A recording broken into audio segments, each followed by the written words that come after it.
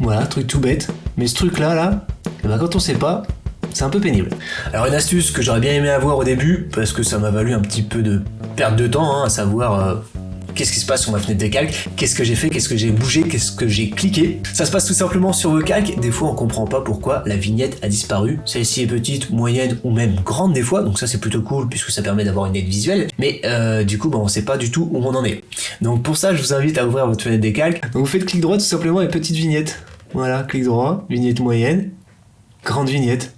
L'option avant s'affichait différemment selon la version que vous avez de Photoshop. Là maintenant juste avec un clic droit ça peut se faire, mais avant il fallait rentrer dans le panneau. Voilà, le panneau bien sûr il se trouve ici. Ça se passe dès que je retrouve ça. Option de panneau je crois. Ouais voilà c'est ça. 100. Voilà, on modifie la taille des vignettes ici, la taille des vignettes. Franchement c'est pas trop stylé. Et du coup ça va vous permettre de savoir si vous avez du contenu ou pas sur votre calque. Si par exemple je le mets en grande vignette ici et j'ouvre un nouveau calque, je sais pas, moi je fais ça par exemple, commande C, commande V, voilà, vous avez votre contenu ici. Vous le voyez directement. Si par exemple je masque ça, voilà, et je peux faire encore une sélection, commande C, commande V, voilà. Sur le nouveau calque, du coup, vous avez un aperçu de votre vignette. C'est assez pratique, surtout si vous avez beaucoup de calques. Voilà, encore une fois, je peux faire encore une sélection, commande C, commande V.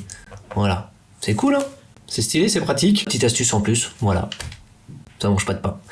C'est gratuit. Donc en grand, c'est peut-être un peu trop grand, mais moyen, je pense que c'est suffisant pour savoir déjà si vous avez du contenu sur votre calque, pour savoir aussi à quoi il ressemble, et surtout pour retrouver facilement votre calque, surtout si vous ne renommez pas vos calques.